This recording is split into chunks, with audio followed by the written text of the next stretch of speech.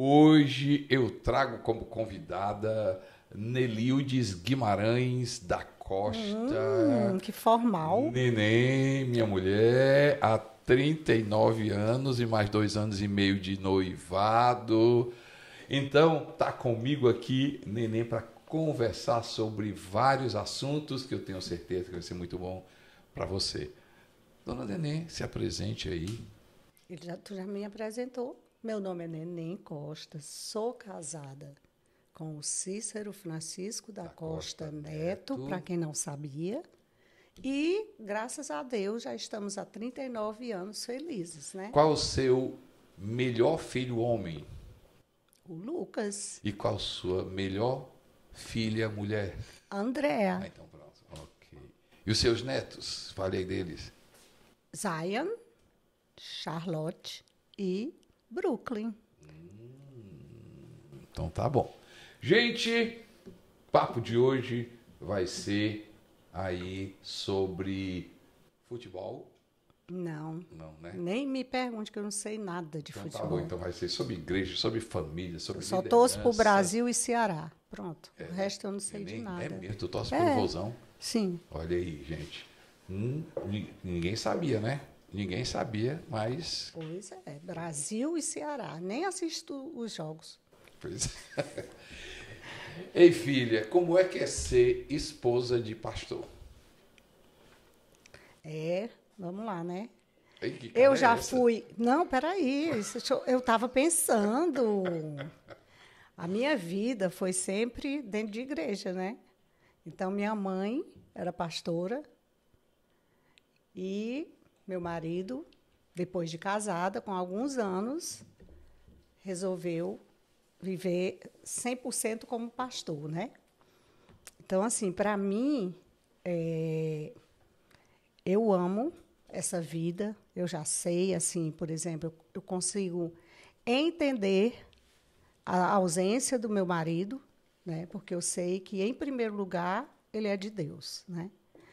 Então, assim, e a gente vive assim numa igreja que, sinceramente, eu continuo servindo. Desde cedo que eu sirvo e continuo servindo, né? Então, para mim, graças a Deus, assim, não existe a posição aqui. Não, eu continuo sendo aquela pessoa que busca a Deus, que busca a palavra de Deus, que trato o meu marido, procuro ser a melhor possível, tenho meus erros, né? Isso. Mas eu tento ser a melhor esposa possível, né? Quando a gente fala sobre esse assunto, é para ajudar, de repente, uma esposa, uma líder, uma pessoa que muitas vezes está concorrendo com o marido. Muitas vezes o marido aparece, muitas vezes ela é conhecida como a esposa do pastor, muitas vezes ela não prega, muitas vezes ela não está, e ela se sente um pouco à mercê, né? Desvalorizada não seja a palavra. Como é ser? Né? E aí eu falo de mim, eu falo do nosso relacionamento, como ser essa esposa, e quem sabe, com certeza, quem sabe não, com certeza vai estar adicionando aí para muita gente. Essa pessoa que, sim, hoje a Neném não prega como eu prego, hoje a Neném não é chamada como eu sou chamada, a Neném não escreve como eu escrevo. Mas como é que é ser isso? Como é que é conviver com nesse ambiente? Eu não tenho problema nenhum, assim, falando que aquilo que eu falei, de questão de posição. Eu não tenho problema nenhum. Pelo contrário, eu me alegro quando você é elogiado, né? Quando as pessoas elogiam você. Para mim, tudo é uma coisa só. Entendeu? Para mim, eu não faço diferença. Eu tinha que estar pregando também, eu tinha que estar isso, eu tinha que estar aquilo. Não. E, graças a Deus, você me deixa muito à vontade. Então, assim, eu faço porque eu amo a Deus e faço aquilo que eu já vinha fazendo desde a outra igreja, né? Como filha de pastora, né? Então, assim, para mim não tem problema nenhum e eu não vejo, assim, que eu preciso ser melhor do que você ou você precisa ser melhor do que eu. Não, né? de jeito nenhum. E outra coisa, eu acho assim que esposa de pastor não é obrigatório ela estar na igreja fazendo a mesma coisa. O ministério fazendo a mesma coisa que o né? pastor faz. O que é que eu acho importante? Primeiro, ela saber administrar sua casa, né? Excelente. Porque o esposo, qualquer esposo, fica feliz quando a casa é bem administrada. Quando ele está fora, quando ele tem que fazer outras coisas. Então, eu acho que tem que saber administrar a casa, tem que se preocupar com a sua família, os filhos, porque muitas vezes a esposa e o esposo estão na igreja direto trabalhando, e não tem, vou dizer assim mesmo, não tem saco para ensinar os filhos, para estar com os filhos, para responder as perguntas dos filhos. Então, eu acho que um dos dois tem que estar administrando isso, né? Então, Deus criou a mulher, foi a mulher que teve filhos. Então, eu creio que o papel dela como mãe é instruir os filhos. A gente vê também muitos filhos, quando ficam maiores, eles não querem saber de igreja. Por quê? Porque a igreja é um concorrente para eles, né? A filha, a gente já convive com vários anos, e é bem claro que você é uma pessoa muito conservadora. E você é muito sobre essa questão do papel da esposa, da família, não é sobre certo e errado, mas você é muito claro em dizer assim, o seu papel de conservadora, assim, dessa esposa que pode até trabalhar, mas essa esposa tem que ter um papel dentro de casa. Isso. Essa mulher que pode até crescer profissionalmente, mas tem que ter o papel dentro de casa. Qual a importância, quem sabe, pessoas aí não estão conseguindo conviver com isso. Tem isso no coração, mas estão debaixo de uma sociedade que não é conservadora.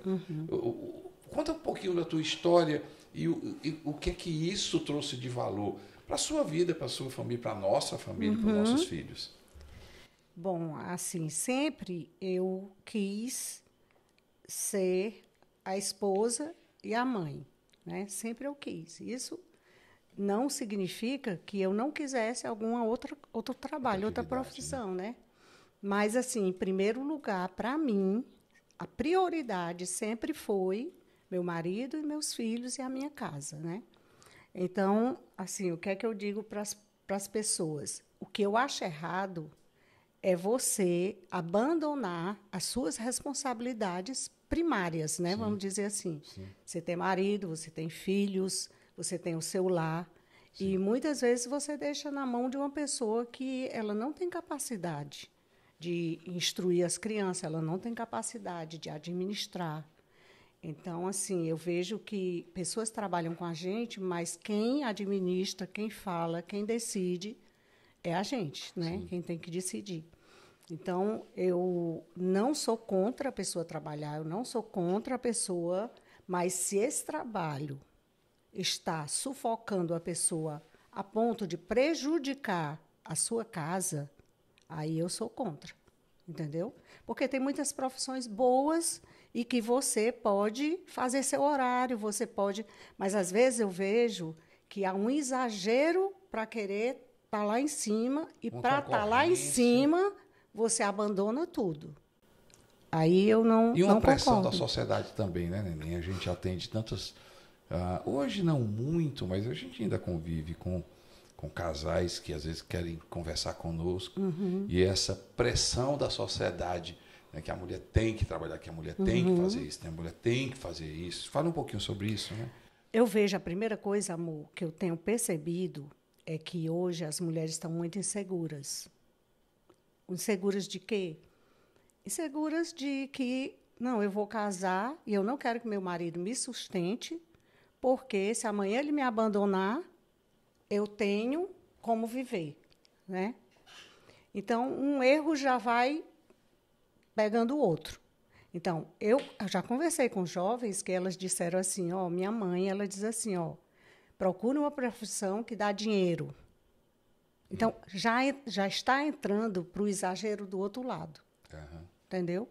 Então, eu acho que tudo na vida da gente é o equilíbrio. Se você Se você gosta, vamos supor, de desenhar, de não sei, procure uma profissão daquilo que você gosta. Não procure por causa do dinheiro. Aí você vai se formar, mas o que é que vai acontecer? Você não vai ter prazer naquilo. Então, eu vejo assim que você tem que, em primeiro lugar, procurar aquilo que você vê que você tem um dom, que você gosta. Você gosta de números, procura uma coisa de números. Você gosta de desenhar, procura uma coisa que seja relacionada a isso. E o que é que a gente tem visto? Muitos fazem uma faculdade e não quer aquela faculdade, aí vai ter que fazer outra.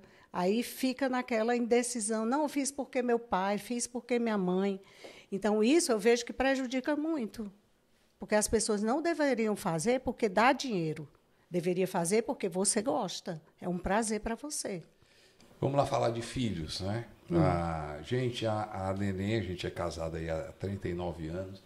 E eu digo que, lógico, não é uma mãe perfeita, não é uma esposa perfeita, nunca quis ser. Mas fala um pouquinho sobre educação de filho. Quais são os desafios que, se você fosse hoje... Sim, Neném, minha pergunta é, se você fosse hoje mãe de crianças que a gente vê, qual é o desafio que essas mães têm hoje e que você diz assim, olha, eu penso assim, eu agiria dessa forma. Lógico que é mais fácil, porque a gente não tem, a gente pode falar, né? Mas... Não, assim, eu sou a moda antiga, né? Eu vejo que hoje tem a história de seu filho é seu amigo, mas amigo em que ponto, né? Porque, assim, educação é uma coisa, né? Você pode ter amizade com seus filhos e você pode estar educando, você pode estar mostrando para eles que existe uma hierarquia. Então, hoje, o que é que acontece? Uma coisa que a gente preservou com os nossos filhos foi chamar o senhor, a senhora. Por quê? Tem um fundamento nisso. Porque ele vai saber que tem que respeitar as pessoas que são mais velhas do que ele. Ele vai ter que, né, chegar, tu não sei o quê, e querer bater na cara do pai, bater na cara da mãe. Então, assim, eu vejo que a educação é essencial. A primeira coisa é você educar seu filho. Não está jogando papel no chão. Ele tem que aprender que ele está jogando papel no chão, ele está prejudicando aquele local que ele está. Então, assim, eu vejo que, às vezes, o que é que acontece? Eu não tenho saco para estar educando meu filho. Aí você diz assim, aí é a consequência do muito trabalho do pai, da mãe, do responsável. E não tem mais tempo, não tem... Porque educar filho custa, né, filho? E outra coisa, a criança, eu aprendi uma coisa, assim, ficando em casa com eles. A criança, ela gosta de perguntar e ela gosta de ouvir as respostas, ela gosta de saber o porquê. E se você não tem tempo, quem vai ensinar isso para elas, né? Então, assim, uma coisa que eu me dediquei foi explicar as coisas para eles bem direitinho, quando eu estava ali com eles perguntavam. Fui professora de reforço deles, né? Então, assim, a Andrea tinha dificuldade quando ela ia assistir aula, e aí eu pegava o livro dela, estudava, ia ensinar para ela tudo direitinho. E, gente, eu me sinto feliz por ter feito isso.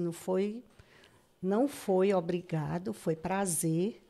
E eu creio, assim, que a gente precisa saber que os nossos filhos, eles precisam da gente, né? Quantos filhos estão aí, né? Teve uma pessoa que fez uma visita, um rapaz de 18 anos que estava preso dentro de casa. Porque a criança, quando ela, às vezes, até implica com você, é porque ela quer atenção, né? Ela está dizendo, olha, eu estou aqui. E essa pessoa foi fazer essa visita, os pais muito ricos, e quando ele foi para lá falar com ele estava trancado dentro do quarto dele, não saía do quarto dele. E ele olhou para essa pessoa que foi lá visitar e ele disse assim, a única coisa que eu queria era a presença do meu pai e da minha mãe. Porque, às vezes, os pais pensam que você estar dando tudo caro, tudo do bom, tudo do melhor, quando a criança precisa de atenção. Ela precisa da presença do pai e da mãe. Ela precisa ter uma casa equilibrada. E o que a gente tem visto hoje é assim, um é preocupado por um lado, a outra preocupada por outro, e os filhos ficam ali, né? E aí a competição entre os dois, Então, qual é a segurança que esse filho vai ter dentro da casa dele se ele sabe que não tem paz dentro da casa dele? Ei, filho, deixa eu mudar para outro assunto aqui. Ah. Né? Você foi em casa, 9 irmãos dentro de igreja, aquela coisa todinho. Mas o pessoal não sabe que tem uma profissão que você diz assim, poxa vida, eu sou frustrado porque eu não fui, eu não fiz. Diz aí. Arquitetura. Conta aí esse lado que tu gosta, que tu ama. Meu pai, ele era arquiteto, né? Então, assim, os trabalhos dele, as coisas, porque quando a gente nasceu, ele ainda estava na faculdade. E quando ele trazia os trabalhos dele, as coisas dele, a gente é que ajudava. Eu desenhava lá com ele, ajudava e tudo. E, assim, o meu pai também, além de arquitetura, ele se intitulava, né, de engenheiro também, né? Então, algumas coisas ele acertava e algumas coisas não dava certo. Mas isso aí me atraiu, né? Eu gostei muito, tudo. Eu gostava de ver o pedreiro fazendo aquela massa. Eu gostava de ver subindo cada tijolo. Então, assim, era uma coisa que meus olhos brilhavam, né? Mas eu digo que eu sou a arquiteta só de olho. E aí, fala para o pessoal o que, é que você faz aqui na igreja com relação a Não, esse trabalho. isso aí eu acho que é um dom de Deus. É um dom, assim, perfeito. Porque, assim, por exemplo, a nossa casa, eu estou deitada, aí eu me lembrava assim, menina, aquela cozinha, ela podia fazer isso, derrubar aquela parede, aumentar não sei o quê. Então, assim, vem na minha cabeça. E aqui na igreja eu fico olhando direto. Então, assim, quando eu vou para um lugar, quando eu vou, ei, peraí, aqui podia fazer isso, podia fazer aquilo. Aí, então, assim, eu gosto, eu amo ficar de olho na igreja, manutenção, essas coisas, eu fico de olho. E fala para o pessoal como é que é lá em casa, como é que foi lá na nossa reforma, como é que eu fazia, como é que tu fazia. Quando alguma pessoa pede vai comprar ali agora uma curva, aí o Costa diz, não, rapaz, neném, porque ela que sabe o que é isso, eu não sei nem o que é essa curva. De 3/4. Aí ele, não, neném, não sei nem o que é isso, ela vai comprar. Então, assim. E quando os meninos eram pequenos, eu era bombeira, eu era eletricista. Teve um dia que um cara estava tentando ajeitar a tomada, aí eu disse, espera aí, esse aqui é para botar aqui. Aí, quando teve outro que eu cheguei, aí ele estava ajeitando a porta, aí eu disse, essa porta está torta, pode ajeitar. Aí ele disse, não está, bata um nível. Aí, quando o cara ia bater o nível, estava torta, né? Então, assim, essas coisas, assim. Neném, e tem um país que você jamais iria. Qual é? Não gosto da China, não. Mas e por que tu Menino, compra? não pode dizer isso, não. Não pode dizer isso, não. Meu né, Deus. Não, tu gosta da China, neném. Tu gosta. Quero nada. Não quer ir para visitar não, a nem China, Japão, não. nem China. Não. Mas vem cá aí, por que tu compra as coisas lá da China? Não, eu gosto das coisas de lá, mas não. Queria ir para lá, qual não. Qual é o teu maior investimento, neném? Tu quer que eu diga aqui, amor? Não, pode não dizer. Não, né? Shopee e AliExpress. Ai, meu lá Deus. do nosso condomínio, todo dia chega aonde? Chega pacote para mim. A hora eu conto tanta coisa legal, tu mesmo gosta. Depois eu gosto. É. Mas depois que chega, eu gosto. É. Não é não? É. Maior compradora de produtos asiáticos. É, mas é bem em conta. É não? É. Eu não me importo, não, no negócio de... E, filha, fala pro pessoal o que é que você hoje faz na igreja. O que é que você gosta de fazer na igreja. O que é assim, o teu coração com relação à igreja. Eu amo dar estudo. Amo, amo, amo. Então, assim, de vez em quando eu formo uns grupos de mulheres e começo a dar estudo. Acompanhar hoje, né, as pastoras, que para mim eu também é como minhas filhas, né? Então eu tenho muito zelo por elas, muito amor por elas, e eu gosto de estar sempre assim acompanhando. E amo estar na igreja, amo participar de tudo, amo os jovens, amo as crianças, amo tudo. E tudo. Os filhos Quando eu viajo aí, bom, quem eu conheço bem, eu gosto de dar presente. As crianças, para as crianças. Às vezes eu dou também para os adultos. Aqui é colado, As coisas que eu sei que a pessoa gosta, aí eu trago. E qual é a sua maior paixão com relação, como é que é a sua intimidade com Deus? É bom o pessoal saber, eu sei, mas era bom o pessoal saber o que você ama mais fazer. Eu amo ler a Bíblia. Amo, amo, amo. E, assim, todo ano eu leio a Bíblia toda, mais por uma disciplina, mas não é... Quando eu leio a Bíblia, gente, é um prazer tão grande, aquilo ali me enche, né?